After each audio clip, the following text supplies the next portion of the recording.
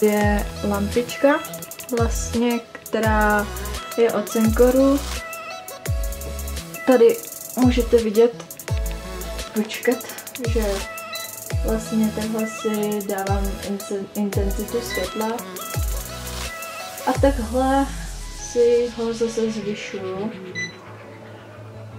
Když zmáčknu screen, tak se mi vypne obrazovka.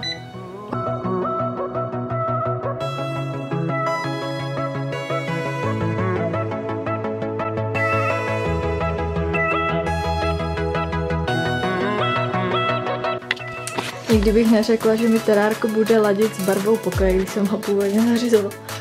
Tady je stůl, má tady několik šuplíků, no vlastně jenom 2, ale je to dost prostorný.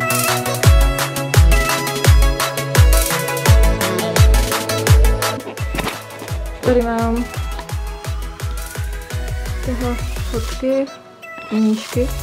Jinak tady ta polička unese zhruba 15 kg, plus tady to taky 15 kg, takže je to docela dobrý.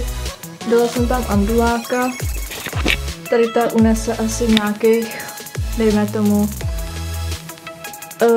50 kg, teď si nejsem jistý.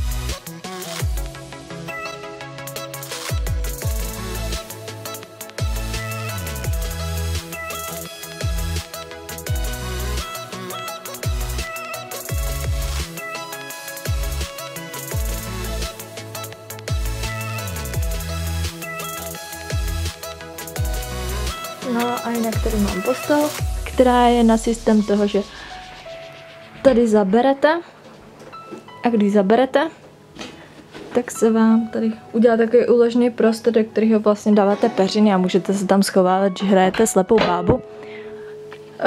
Potom k posteli jsme si dokoupili takovou úplně úžasnou věcičku.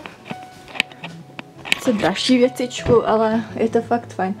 Je to vlastně takováhle obrovská páska, na které jsou diody, které vlastně nežerou moc energie, elektřiny, takže tím můžete vlastně teoreticky svítit dost často a nemusíte se bát, že se vaši rodiče nedoplatí.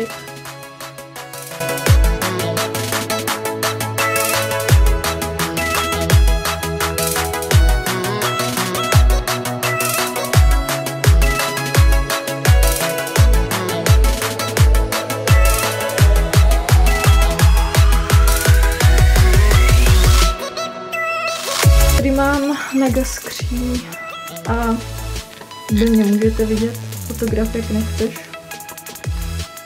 No.